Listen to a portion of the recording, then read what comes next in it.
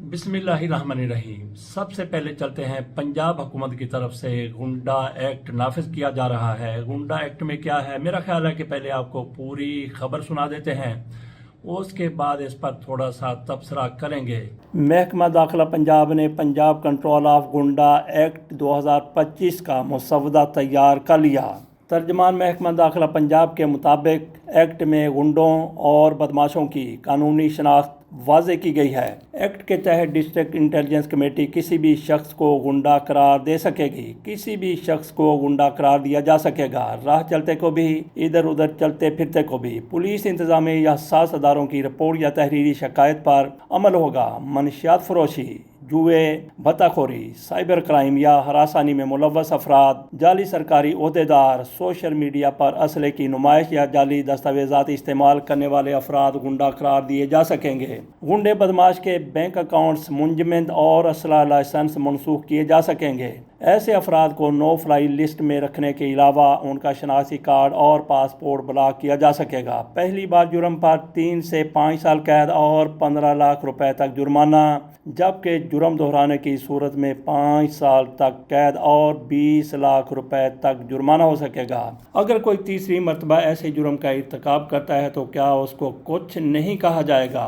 तो नाजरीन, अपने आप को संभालिए। तो ये आपने सुन लिया कि गुंडा एक्ट पंजाब में लाया जा रहा है। तो क्या गुंडा राज के लिए सारा कुछ किया जा रहा है? पहले यहाँ पे क्या है, इसमें सबसे अहम बात यह है कि किसी को भी पकड़ कर कह दिया जाएगा कि तू गुंडा है, तेरे ऊपर गुंडा एक्ट लग गया, और फिर पंजाब में क्या गुंडा राज होगा। तो आजकल कौन सा राज है? कभी किसी दौर में रंगीला साहब ने फिल्म बनाई थी औरत राज, उसमें औरतों को वो सारा कुछ दे दिया गया जो मर्दों के पास होता है, और मर्द औरतों की तरह बिहेव कर रहे थे। तो पंजाब में किसकी हुकूमत है? तो मर्दों तैयार हो जाओ, गुंडा एक्ट आ गया, गुंडा राज लगेगा, औरत राज भी आप पर नाफिज होगा।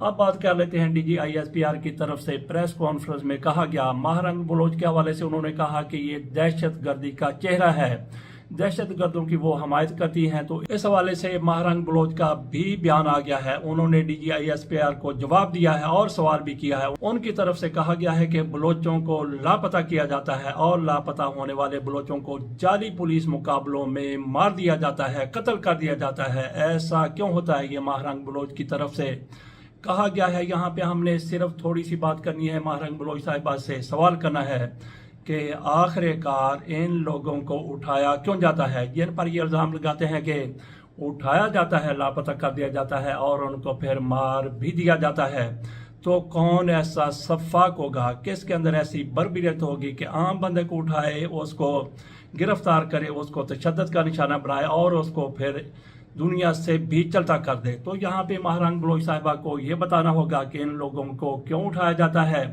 तो ये ऐसे काम ही क्यों करते हैं कि इनको उठाया जाए और फिर आगे बात बढ़ती बढ़ती मजीद भी बढ़ जाए। आसिम मुनीर साहब 5 स्टार जनरल फील्ड मार्शल बनाए गए हैं। तो इस हवाले से बहुत सी तफसीलात सामने आ चुकी हैं। कोई कहता है कि ये अलामती होता है, कोई कहता है कि पावरफुल होता है। असल में शख्सियत पर डिपेंड करता है कि आप फील्ड मार्शल हैं, आप लेफ्टिनेंट जनरल हैं, आप मेजर जनरल हैं, आप फुल जनरल हैं, तो आपके पास इख्तियारात क्या हैं। तो उसके मुताबिक पाकिस्तान में आर्मी चीफ हमेशा से एक मरतबा के अलावा जनरल हुआ करता है, 4 स्टार जनरल, और उसके पास हमेशा से एक ताकत होती है। आसिम मुनीर साहब फील्ड मार्शल बन गए हैं तो उनकी ताकत में किसी किस्म की कोई कमी नहीं आई, बल्कि पहले से भी वो ताकतवर हो गए हैं। पहले से कैसे ताकतवर हो गए? पहले भी उनकी ताकत में कुछ कमी नहीं थी, लेकिन हम इस पर ज़्यादा गुफ्तगू नहीं करते, इस पर ज़्यादा तफसीलात में नहीं जाते। बहरहाल आसिम मुनीर साहब फील्ड मार्शल हैं और पूरे तुम तरह के साथ, पूरी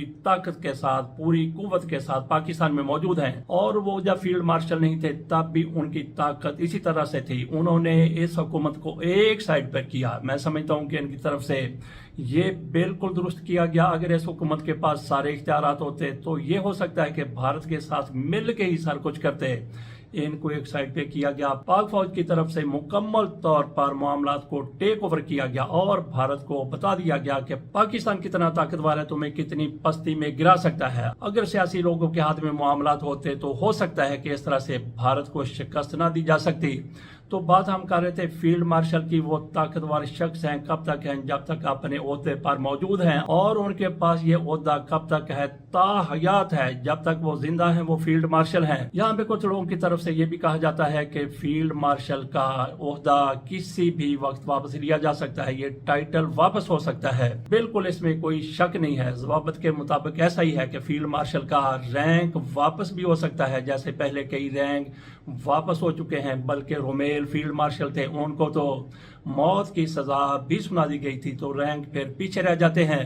بات ہم کر رہے تھے کہ فیلڈ مارشل کا رینک واپس لیا جا سکتا ہے، تو کیا فیلڈ مارشل عاصم منیر سے یہ رینک واپس لیا جا سکے گا؟ پاکستان میں حالات بدلتے دیر نہیں لگتی. آج تک کی تاریخ کے مطابق فیلڈ مارشل عاصم منیر کا سب سے بڑا مخالف عمران خان ہے. اگر عمران خان اقتدار میں آ جاتے ہیں تو کیا وہ یہ ٹائٹل، یہ رینک واپس لے لیں گے؟ تو ناظرین، اس پر ہمارا جواب یہ ہے کہ عمران خان آ جائیں یا کوئی عاصم منیر کا ان سے بھی بڑا مخالف آ جائے، وہ بھی ان سے یہ رینک واپس نہیں لے سکے گا. بادی نظر میں تو یہی ہے کہ کوئی بھی پاکستان میں اقتدار میں آ جائے، جتنا بھی ان کا مخالف ہو، ان سے رینک واپس نہیں لے سکے گا. کوئی بھی حکمران یہ نہیں چاہے گا کہ پاک فوج کے اندر کسی طرح کی اس کے لیے کوئی منفی رائے قائم ہو. منفی رائے ہم نے نرم الفاظ استعمال کیے ہیں، اس کے علاوہ بھی الفاظ استعمال ہو سکتے ہیں. کوئی بھی حکمران یہ نہیں چاہے گا کہ پاک فوج کے اندر کسی بھی قسم کی ریزنٹمنٹ ہو.